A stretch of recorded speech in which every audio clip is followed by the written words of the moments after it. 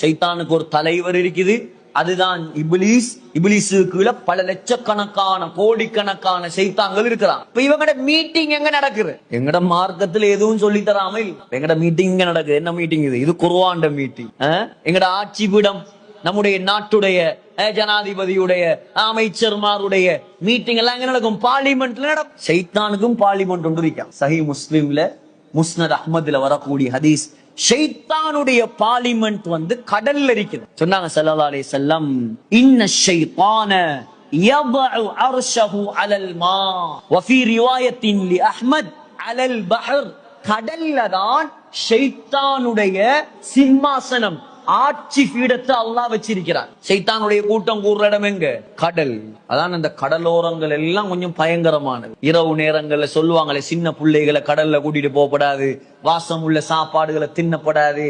எங்கட ஆக்களுக்கு அதெல்லாம் விளங்குறல். கண்ணுல பட்ட சாப்பாடுகள், அதுக்கு பிறகு நோய் நோய் மருந்தெடுக்கிற குணமாறல். ஏன்?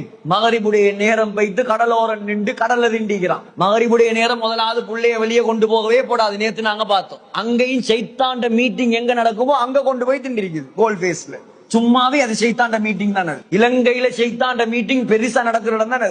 டிசம்பர் 29 31 தேதி டிசம்பர் கடைசியில 12 மணி வரைக்கும் உட்கார்ந்து பார்த்துட்டு இருப்பான். அதுல எங்கட தொப்பியும் தாடியும் போற, அதுக்கெல்லாம் அல்லாஹ் பாதுகாக்கணும்.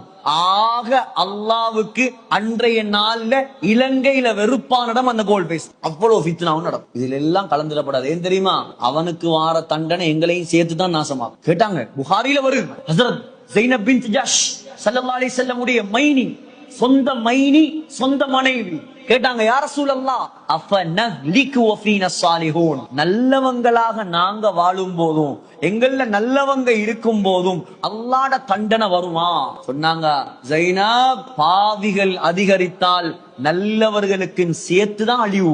அவன் செய்யற பாவத்தால நாங்களும் சேர்ந்துதான் மூத்தா, நாங்களும் சேர்ந்துதான் மாட்டோம். அதனால எந்த இடத்துல பாவம் நடக்குதோ, ஹராம் நடக்குதோ, அந்த இடத்துல நாங்க சுப்ஹானல்லாஹ் ஓதிட்டு நாங்க போக தேவை. அங்க போய் யாரும் ஓதுறையும் இல்ல சுப்ஹானல்லாஹ், அதை என்னத்துக்கு நாங்க பார்க்க போவோம்? ஆண்கள் பெண்கள் கலக்கிற இடம் ஹராம்.